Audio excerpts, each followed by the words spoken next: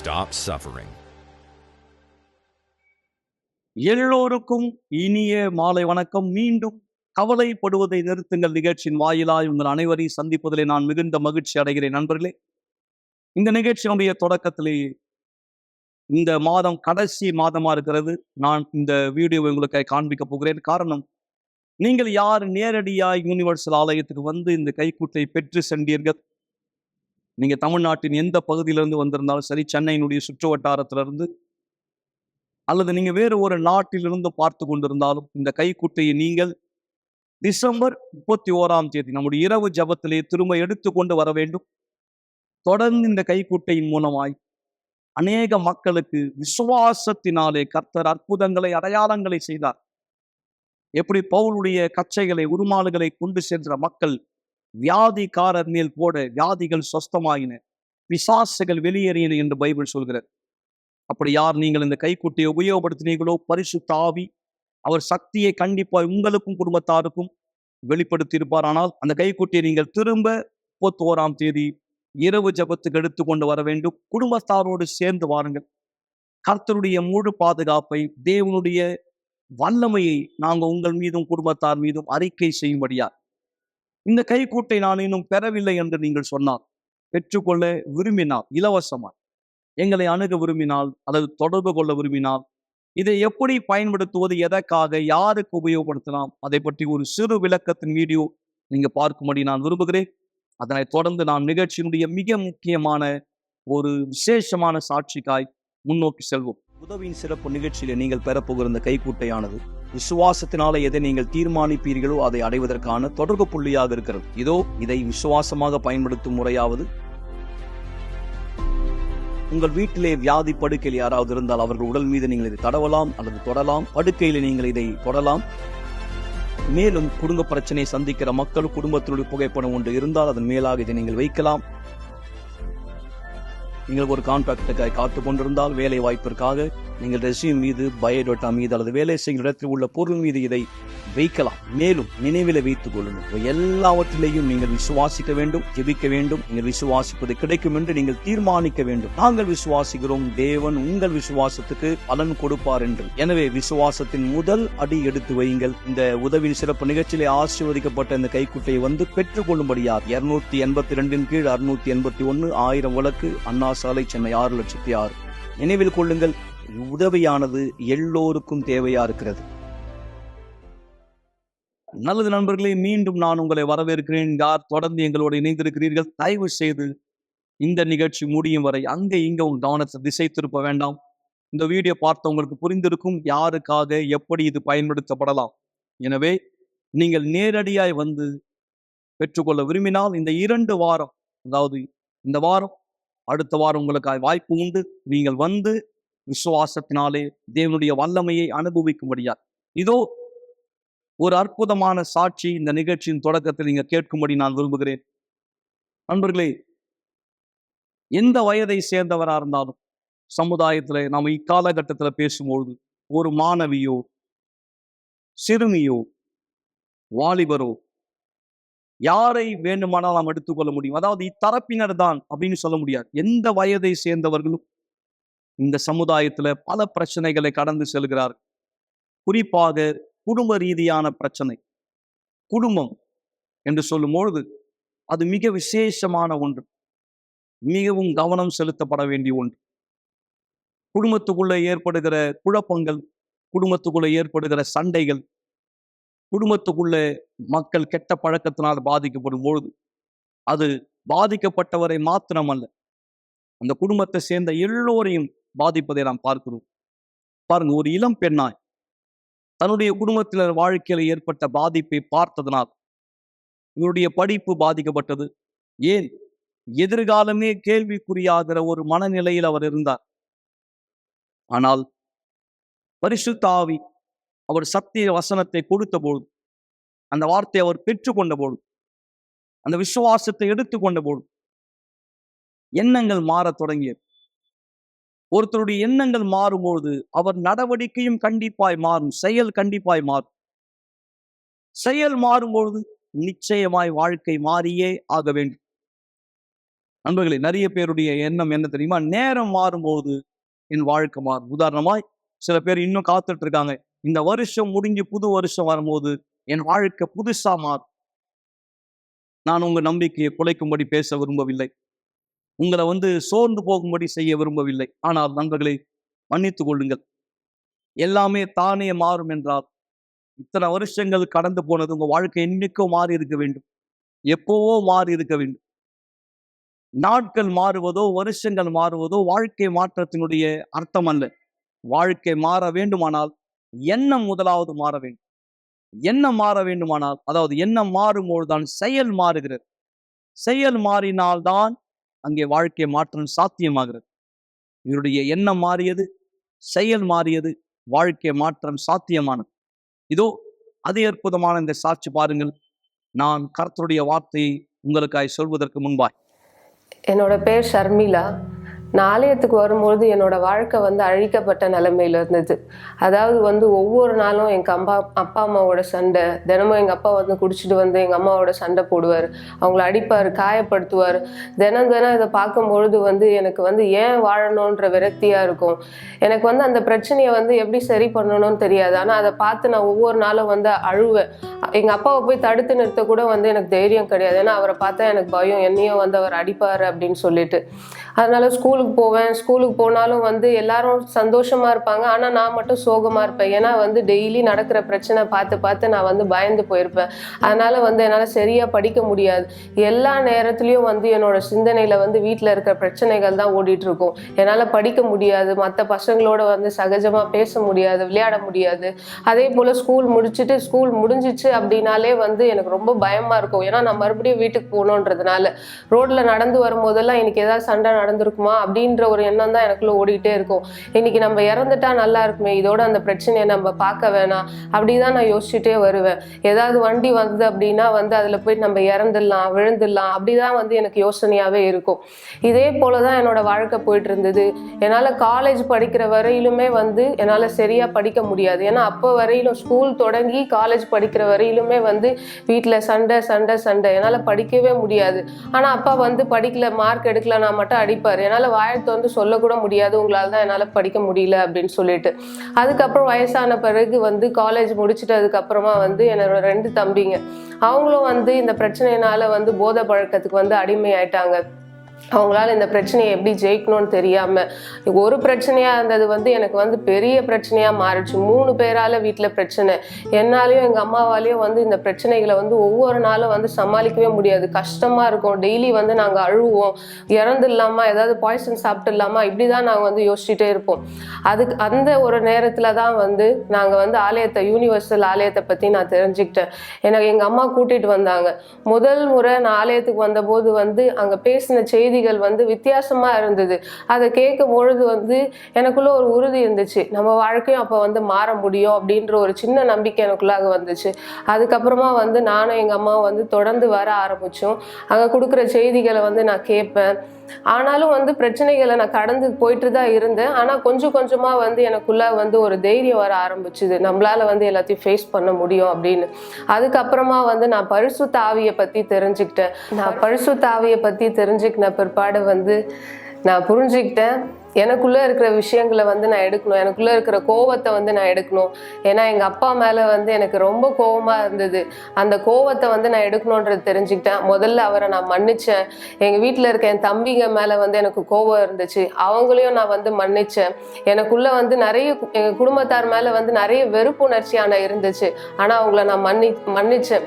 தேவனுடைய ஆவியை நான் எனக்குள்ள பெறணும் அப்படின்னா முதல்ல எனக்குள்ள இருக்கிற என் இருதயத்துல இருக்கிற எல்லா விஷயத்தையும் நான் எடுக்கணும்னு நான் நினைச்சேன். முதல்ல எனக்கு கஷ்டமா தான் இருந்தது. எங்க அப்பாவை நான் மன்னிக்கணும், என் குடும்பத்தாரை மன்னிக்கணும்னு நினைக்கும் போது எனக்கு கஷ்டமா இருந்தது. ஆனா நான் புரிஞ்சுக்கிட்டேன், இது எல்லாத்தையும் நான் கைவிட்டா மட்டும்தான் பரிசுத்த ஆவியை நான் பெற முடியும்னு. நான் செஞ்ச பிற்பாடு நான் தேவனுடைய ஆவியை எனக்குள்ளாக பெற்றுக்கொண்டேன். பிற்பாடு என் வாழ்க்கையில எல்லாமே மாறிடுச்சு. நான் தன்னம்பிக்கை இழந்த ஒரு நபரா இருந்தேன். ஆனா எனக்குள்ள தன்னம்பிக்கை கிடைச்சது. எல்லாருமே என்னால சொன்னாங்க, நான் படிச்ச துறையில என்னால வேலைக்கு போக முடியாது, ஏன்னா என்னால் எல்லாரும் மாதிரி சுலபமாக இருக்க முடியாது சொன்னாங்க. வாழ்க்கையில் வந்து என்னால் ஜெயிக்கவே முடியாதுன்னு நிறைய பேர் சொன்னாங்க. ஆனால் பரிசுத்த ஆவி பெற்ற பிற்பாடு, தேவனுடைய ஆவி எனக்குள்ளே வந்த பிற்பாடு, இனிமேலும் வந்து எனக்கு சாகணுன்ற எண்ணமே கிடையாது. நான் வாழணும், நான் இன்னும் நிறைய அச்சீவ் பண்ணணும் வாழ்க்கையிலன்ற விருப்பம் எனக்குள்ளாக இருக்கு. யாருமே படாத சந்தோஷத்தை தேவன் எனக்குள்ளாக கொடுத்துருக்கார். இந்த சந்தோஷத்தையும் சமாதானத்தையும் யாருமே எனக்குள்ளாக இருந்து எடுக்கவே முடியாது. இன்ன வரைக்கும் வந்து என் வாழ்க்கையில வந்து அந்த பிரச்சனைகள், பழைய பிரச்சனைகள் என் வாழ்க்கையில இல்லை. ஆனாலும் வந்து நான் சில பிரச்சனைகளை சந்திக்கிறேன். இருந்தாலும் வந்து நான் பிரச்சனைகளை பார்க்குற விதம் வந்து எல்லாமே வித்தியாசமா இருக்கு. ஏன்னா பரிசுத்த ஆவி எனக்குள்ளாக இருக்கார். நான் பலனா இருக்கேன். எல்லாவற்றையும் வந்து நான் தைரியத்தோட ஃபேஸ் பண்றேன். நான் இன்னைக்கு வந்து இந்த உலகத்துல எல்லாரையும் விட நான் ரொம்ப சந்தோஷமான நபராக இருக்கேன். நண்பர்களே, யார் இந்த சாட்சியை பார்த்தீர்களோ கண்டிப்பாய் உங்களால ஒப்புக்கொள்ள முடியும். வெறும் கற்பனை, அதாவது காலங்கள் மாற, வருஷங்கள் மாற, என் வாழ்க்கை மாறும், இந்த வெறும் கற்பனை நம்ம ஏமாற்றத்தில் கொண்டு போய் நிறுத்தும். ஆனால் செயல் நம் கனவுகளை நிஜமாக்கும். எனவேதான் தேவனுடைய யோசனை பாருங்க. எரேமியா 29 சொல்லுகிறார் 11ஆம் வசனத்திலே, நீங்கள் எதிர்பார்த்திருக்கும் முடிவை உங்களுக்கு கொடுக்கும்படி நான் உங்கள் பேரில் நினைத்திருக்கிற நினைவுகளை அறிவேன் என்று கர்த்தர் சொல்லுகிறார். அவைகள் தீமைக்கு அல்ல, சமாதானத்துக்கு ஏதுவானவைகளே. தேவன் மேல ஒரு ஒரு திட்டத்தோடு இருக்கிறார். பாத்தீங்களா? ஒரு நினைவு ஒரு வச்சிருக்கார். அது கெட்டது இல்லை, நல்ல நினைவுகள், சமாதானத்துக்கு ஏதுவானவை. சரி, இந்த நினைவுகள், இந்த எண்ணங்கள், நம்மை பற்றி அவருக்கு இருக்கிற இந்த நினைவு எப்படி நம்ம வாழ்க்கையில் நிஜமாகும்? சற்று முன்பு ஷர்மிளா அவங்க வாழ்க்கையில் நிஜமானதை போல எப்படி நம்ம வாழ்க்கையில் நிஜமாகும்? இந்த நேரம் கேட்க போகிற இன்னொரு வல்லமையான சாட்சி, சீனாய் மலையிலே கர்த்தருடைய எண்ணம் அதுதான். அவர் அங்கே இறங்கி வந்தபோது அதுதான் அவர் மோசேயிடம் சொன்னார். நான் இறங்கினேன், என் ஜனங்களை விடுவித்து பாலும் தேனும் ஓடுகிற நலமும் விசாலமுமான தேசத்திலே கொண்டு போய் சேர்க்கவும் இறங்கினேன். தேவன் வெறும் ஒரு ஒரு மலையில் அங்க வரலாம், என்ன ஆகுதுன்னு பார்க்கலான்னு சொல்லி வரல, ஒரு எண்ணத்தோட வர. ஆனா அந்த எண்ணம் எப்படி சாத்தியமாக முடியும்? அவர் சொல்லுகிறார் இங்கே 12ஆம் வசனத்திலே, அப்பொழுது நீங்கள் கூடி வந்து என்னை தொழுது கொண்டு என்னை நோக்கி விண்ணப்பம் பண்ணுவீர்கள், நான் உங்களுக்கு செவி கொடுப்பேன். நீங்க எல்லோரும் கூடி வந்து அவர் பிரசன்னத்துல வந்து அவரை நோக்கி வந்து சீனாய் மலையில ஜனங்களை அவர் வரவேற்றதை போல அவரை தொழுது கொண்டு அவரை நோக்கி விண்ணப்பம் பண்ணினார், அவர் செவி கொடுப்பார். உங்க விண்ணப்பத்துக்கு செவி கொடுப்பார். உங்களுக்காக அவர் வைத்திருக்கிற யோசனையை உங்களுக்கு வெளிப்படுத்துவார். நண்பர்களே, அந்த யோசனை உங்கள் வாழ்க்கையிலே பலித்து விட்டால், நிஜமாகி விட்டால், உங்களை தடுக்கிற சக்தி வேறு எதுவும் இல்லை. 2024 உண்மையாகவே நீங்கள் பார்ப்பீர்கள், தேவனுடைய நல்ல திட்டங்கள், சமாதானத்துக்கு ஏதுவானவைகள் உங்கள் வாழ்க்கையில் நிஜமாவதை. எந்த அளவு இந்த சாட்சி நமக்கு அதை உண்மை என்று நிரூபிக்கிறது. இந்த சாட்சியின் ஒவ்வொரு வார்த்தைகளை கூர்ந்து கவனிங்கள். தேவனுடைய மகிமைக்குரிய திட்டம் உங்கள் வாழ்க்கையில் நிஜமாவதை நீங்கள் பார்ப்பீர்கள், புரிந்து கொள்வீர்கள்.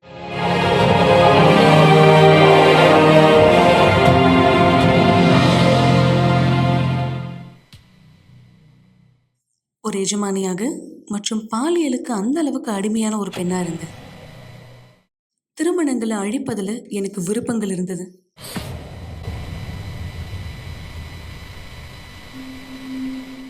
என்னுடைய வாழ்க்கையில் அநேக உறவுகள் இருந்தது. என்னுடைய வாழ்க்கையில் அநேக ஆண்கள் இருந்தாங்க. என்ன நான் சந்தோஷத்துக்காக தேடிட்டு இருந்தேன். ஏன்னா என்னுடைய வாழ்க்கையில நான் சந்தோஷமா இருக்கணும்னு நினைச்சு, ஏதாவது ஒரு வழியில சந்தோஷமா இருக்கணும்னு நினைச்சேன். எனவே நான் அநேக உறவுகள் இருந்து அது நல்லபடியா போகணுன்ற விருப்பத்தோடு நான் பார்ட்டிகளுக்கு போவேன். அங்க நான் குடிப்பழக்கத்துக்கு அடிமையாக ஆரம்பிச்சேன். என் வாழ்க்கை இப்படியே போயிட்டு இருக்கும்பொழுது எனக்குள்ளாகவே விரக்தி வளர ஆரம்பிச்சது. நான் என்னுடைய வீடு மாற்றி வேற இடத்துக்கு போகும்பொழுது அங்க ஒரு நபரை பார்த்து அவரோட நான் உறவு வச்சுக்க ஆரம்பிச்சேன். அந்த நேரம் நான் நினைச்சேன், இப்ப எனக்கு ஒரு புது குடும்பம் வரப்போது, நான் சந்தோஷமா இருக்க போறேன்னு. ஆனா எல்லாமே தழகில நடந்துச்சு. அந்த திருமண வாழ்க்கையில அவர் பகுதியிலிருந்து அநேக துரோகங்களை நான் பார்த்தேன். இப்படிப்பட்ட தரித்திரமான அழிக்கப்பட்ட வீட்டில தான் என்னுடைய மகள் வளர ஆரம்பிச்சா. நானும் என் மகளும் பசியா இருப்போம் வீட்டுல. ஏன்னா வீட்டுக்கு கொடுக்க வேண்டிய பணத்துல அவர் பார்ல பெண்களோட செலவு பண்ணிட்டு இருந்தார். எனவே என்னுடைய வாழ்க்கை இப்படிதான் இருந்தது. எந்த நேரம் நான் முடிவெடுத்தனோ இதை அப்படியே மாத்தணும்னு. அப்ப நான் ஒரு முடிவெடுத்தேன்.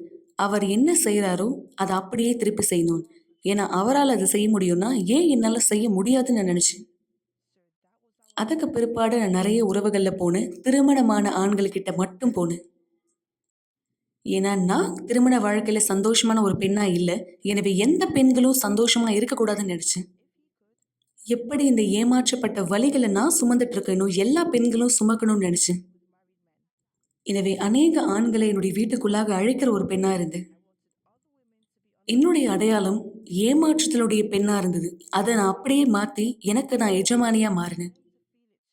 வஞ்சிக்கிற ஆவி எனக்குள்ளாகவே இருந்ததுனால அதுதான் என்னை அதிகமா வழி நடத்த ஆரம்பிச்சது. ஏமாற்றணும்னு இருந்த விருப்பம் என்னை விட பலமா இருந்தது எனக்குள்ளாக. அதுக்கு பிற்பாடு நானும் குடிக்க ஆரம்பிச்சேன். இரவுல நான் வீட்டுல இருக்க மாட்டேன், வெளியே போய் தங்க ஆரம்பிச்சேன். இந்த மாதிரி சூழ்நிலைகளை வாழ்ந்து வாழ்ந்து நான் சோர்ந்து போனதுனால ஒரு நாள் கத்திய கூட கையில் எடுத்த நானே தற்கொலை செய்து கொள்படியாக. இந்த மாதிரி நடக்கும்போதுதான் எனக்கு 5 வயசுல ஒரு குழந்தை இருந்தா. அவ என்னை பார்த்து சொன்னா, அம்மா தயவு செய்து இப்படி செய்யாதீங்கன்னு. அந்த நேரம் நான் என்னுடைய குழந்தைய பார்த்து நான் அப்ப யோசிச்சேன், நான் தான் அந்த குழந்தைய பார்த்துக்கணும். ஆனா இப்ப அவ என்னை பார்த்துக்க வேண்டியதா போயிடுச்சு. 5 வயசா இருந்த என்னுடைய குழந்தை எனக்கு வழிகாட்டுதல் கொடுத்தா. ஏன்னா நான் ரொம்பவே குடிச்சிருந்ததுனால, நான் அந்த அளவுக்கு போதையில இருந்ததுனால என்னுடைய மகள் ஒரு அம்மாக்காக தேடி திரும்பி பார்க்கும்பொழுது நான் அந்த இடத்துல இல்லாம போயிட்டேன். அதுக்கு பிற்பாடு என்னுடைய கணவரை நான் விவாகரத்து செஞ்சுட்டேன். அப்ப நான் சொன்னேன், இனிமேல் என்னுடைய மகளுக்கு நான் நல்ல வாழ்க்கையை கொடுக்க போறேன்னு. நான் என்னதான் முடிவெடுத்திருந்தாலுமே சரி, நான் நினைச்ச மாதிரி நடக்கல. எல்லாமே தலைகீழ தான் மீண்டும் மாறுச்சு. நான் எனக்குள்ள இப்படியா சொல்லிக்கிட்டேன், இப்ப நான் திருமணம் ஆகாத ஒரு பெண்ணா இருக்கு. எனவே நான் திருமணம் ஆகாத இருந்தப்போ என்னென்னலாம் நான் அனுபவிச்சிருக்கணுமோ எல்லாத்தையுமே இப்ப அனுபவிக்க போறேன்னு.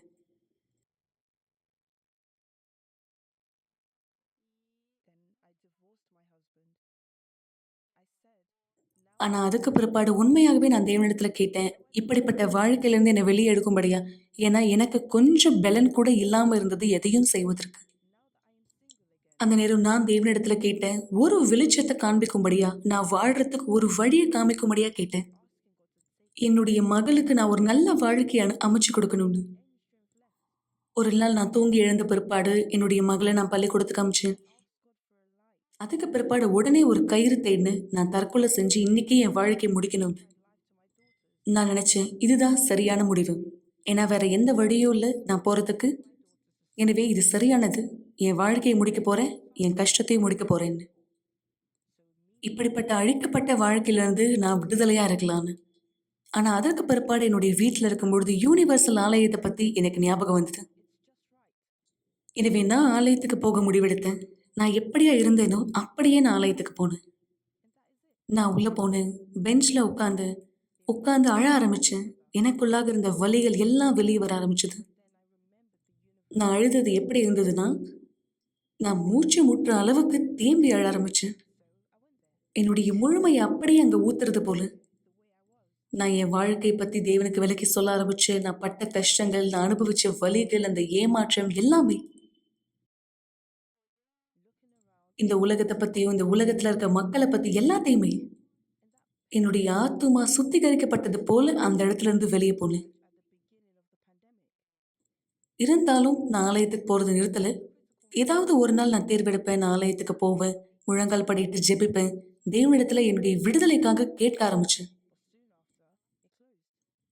ஆனா உண்மையாகவே அதுக்கப்புறம் நான் வித்தியாசத்தை பார்க்க ஆரம்பிச்சேன்.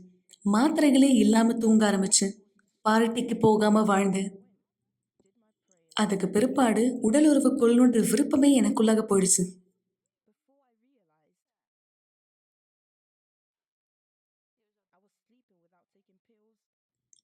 அதுக்கு கொஞ்ச நாளுக்கு பிற்பாடு நான் ஆலயத்து கூட்டங்களை கலந்துக்க ஆரம்பிச்சேன். சிறப்பு நிகழ்ச்சி துவங்குச்சு. அந்த நேரம் என்னுடைய தியாகங்களை நான் தயார்படுத்த ஆரம்பிச்சேன். இருப்பினும் பண வாழ்க்கையில செய்யக்கூடிய தியாகம் எனக்கு பெருசு இல்லை. ஆனா என்னுடைய பெரிய தியாகமே என்னுடைய வாழ்க்கையை செய்யறது தான் இருந்தது. எனக்குள்ளாக விருப்பம் இருந்தது, இனிமேலும் இப்படிப்பட்ட பழைய ஆவி, இந்த பழைய சிருஷ்டி எனக்குள்ளாக இருக்கவே கூடாதுன்னு. நான் தேவனிடத்துல சொன்னேன், இந்த பீடத்து மேல நான் ஏற போறேன். ஆனா பீடத்துல இருந்து இறங்கும்பொழுது எப்படியா ஏறினேனோ அப்படியே நான் இறங்க விரும்பலன்னு. நான் பீடத்து மேல ஏறின என்னுடைய என்வலப்ல என்னுடைய பழைய போட்டோ வனது வச்சேன். நான் சொன்ன, தேவனே, இந்த பழைய அழுக்கான இந்த குப்பையான வாழ்க்கை என் வாழ்க்கையில் இனிமேல் தேவையே இல்லை. இந்த கடந்த கால வாழ்க்கையை நான் தலை முழுக விரும்புறேன். இந்த பழைய சிருஷ்டி என்னுடைய வாழ்க்கையில இருக்கவே கூடாதுன்னு நான் வெறுத்தேன் அது. நான் என்னுடைய பழைய விருப்பங்கள் அந்த இடத்துல வைக்க நினைச்சேன். எனக்கு இருந்த எல்லா பெருமையும் நான் வைக்கணும்னு நினைச்சேன். நான் உண்மையாகவே ஒரு புதிய நபரா மாறணும்னு நினைச்சேன். உண்மையாகவே ஒரு புதிய நபரா மாறணும். இந்த உலகத்துக்காக இல்லை, ஆனா என்னுடைய தேவனுக்காக. நான் தேவனிடத்துல இப்படியா சொன்னேன், தேவனே, தயவு செய்து இந்த குப்பையான வாழ்க்கையை என்னை விட்டு எடுத்துருங்க. நான் தேவனிடத்துல சொன்னேன், தேவனே, எனக்கு ஐஸ்வர்யங்கள் தேவையில்லை, பொருள் ரீதியான ஆசீர்வாதங்கள் தேவையில்லை. எனக்கு தேவையானது எல்லாமே என்னுடைய ஆத்மாவுக்கான சமாதானம்.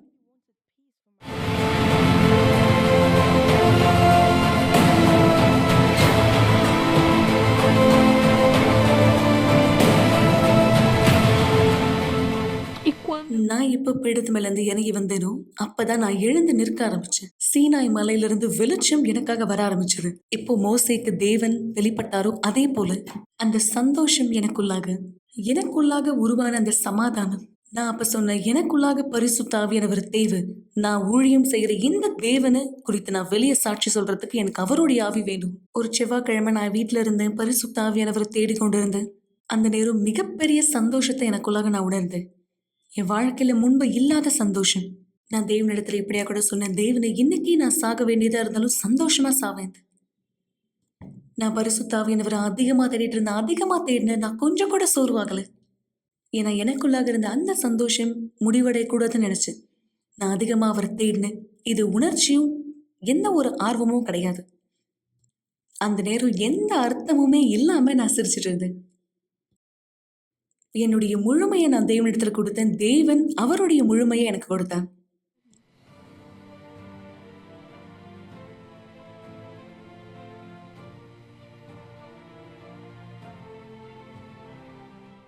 அதுக்கு பிற்பாடு நான் கூட்டங்களை கலந்துக்க ஆரம்பிச்சேன். அன்பின் சிகிச்சையில கலந்துக்க ஆரம்பிச்சேன். நான் எப்படியாக இது வேலை செய்துன்னு கத்துக்க ஆரம்பிச்சேன், புரிஞ்சுக்க ஆரம்பிச்சேன். அந்த கூட்டத்துல தான் இப்ப என்னுடைய கணவரா இருக்காருல, அவரை நான் கண்டுபிடிச்சேன். நாங்க ஒருத்தருக்கு ஒருத்தர் தெரிஞ்சுக்க ஆரம்பிச்சோம். 3 மாசம் எங்களுக்கு இடைவேளை இருந்தது. நாங்க ஒருத்தர் அதிகமா தெரிஞ்சுக்க ஆரம்பிச்சோம். அதுக்கு பிற்பாடு நாங்க முடிவு செய்தோம், எங்க உறவு முறையை அடுத்த படிக்க கொண்டு போகலான்னு. அதற்கு பிற்பாடு அந்த சந்தோஷமான நாள் வந்துச்சு. எங்களுடைய திருமண நாள் வந்தது. தேவன் என்னுடைய பண வாழ்க்கையை எனக்காக மீட்டு கொடுத்தார். என்னுடைய திருமண வாழ்க்கையை எனக்காக மீட்டு கொடுத்தார். எல்லாத்துக்கும் மேல என்னுடைய ஆவிக்குரிய வாழ்க்கையை மீட்டு கொடுத்தார். என்னுடைய மகளையும் தேவன் மீட்டு கொடுத்தார். என்னுடைய மகள் இனிமேலும் மன அழுத்தத்தினால பாதிக்கப்படல. தேவனுடைய மனுஷியா அவ இருக்கா. இப்போ நான் ஆலயத்துல ஒரு குழுல இருக்கு. அந்த குழுவின் பெயர் உதவி. அந்த குழுல நாங்க ஒன்றாக சேர்ந்து வேலை செய்கிறோம். மன அழுத்தத்துல யாரெல்லாம் கஷ்டப்படுறாங்களோ, யாரெல்லாம் தற்கொலை எண்ணத்தினால பாதிக்கப்படுறாங்களோ அவங்களுக்கு உதவி செய்யும். இன்னைக்கு நான் இப்படியா கூட சொல்லலாம், தேவன் எனக்கு என்ன கொடுத்தாரோ அதை நான் எல்லாருக்கும் கொடுக்கிற பெண்ணா இருக்கு. இதுதான் உண்மையாகவே பீடம் செய்யக்கூடிய வேலையா இருக்கு. அநேகருடைய திருமணங்களை அழிக்க விரும்பின ஒரு பெண்ணிலிருந்து, குடிப்பழக்கத்துக்கு அடிமையான ஒரு பெண்ணிலிருந்து, அடுத்தவங்க கஷ்டப்படுறதை பார்த்து சந்தோஷப்பட்ட பெண்ணா இருந்த எனக்கு தேவன் இதுதான் செய்தார்.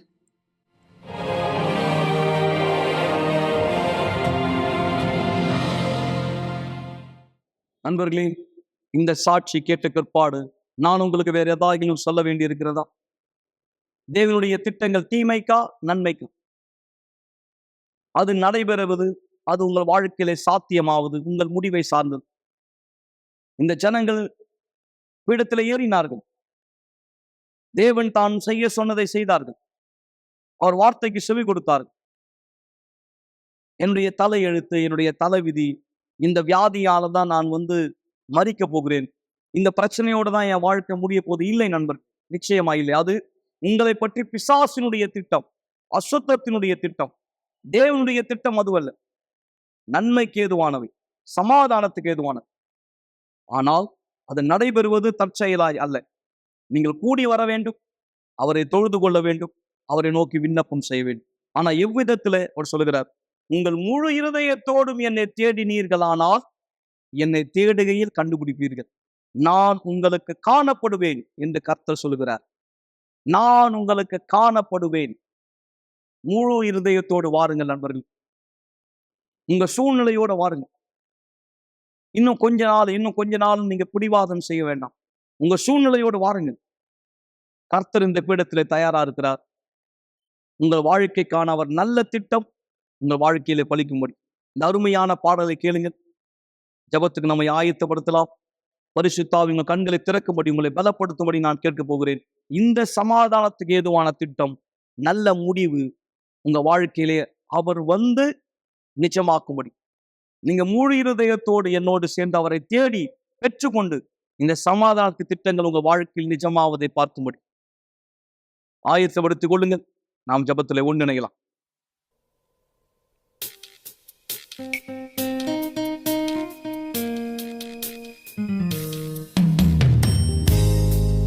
பரலோகத்தின் தேவன் நீர், எப்போதும் வாழ்கிறேன். ஓ தேவனே சுவே, நீரென்றும் மேலானவர். துதர்களுமை பாடிட ஜனம் போற்றிட கடைசி நாளில் திரும்ப வருவீரே. ஓ ஆல்பா ஓமெகா, தேவ ஆவியே வாரு வாரு வாரு இயேசுவே. ஓ ஆல்பா ஓமெகா, தேவ ஆவியே வாரு வாரு வாரு இயேசுவே.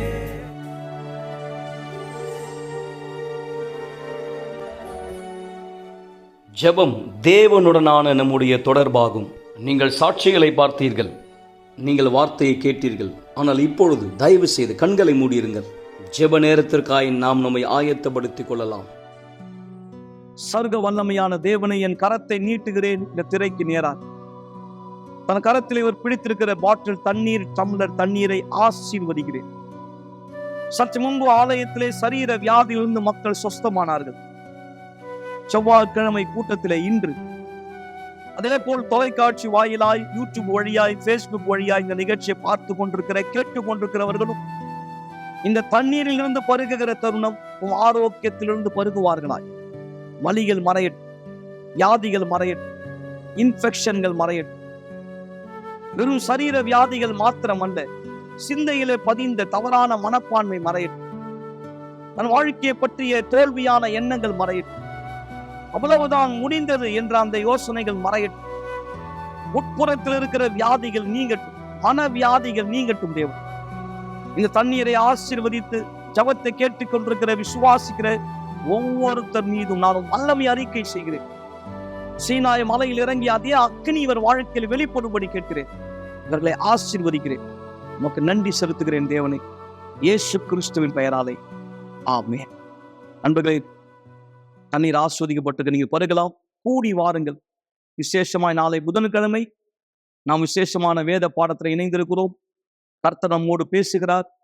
அவர் நல்ல திட்டங்களை வெளிப்படுத்துகிறார். நீங்களும் எங்களோடு இணைய விரும்பினால் நீங்கள் எங்கள் சிறப்பு விருந்தினர். காலை 8 மணி, 10 மணி, மதியம் 3 மணி, விசேஷமாய் இரவு 7 மணி. ஆண்டவர் கொடுக்கிற வார்த்தையை பெற்றுக்கொள்ள வாருங்கள். கூடி வந்து அவரை தேடலாம். கண்டிப்பாய் நமக்கு அவர் தென்படுவார்.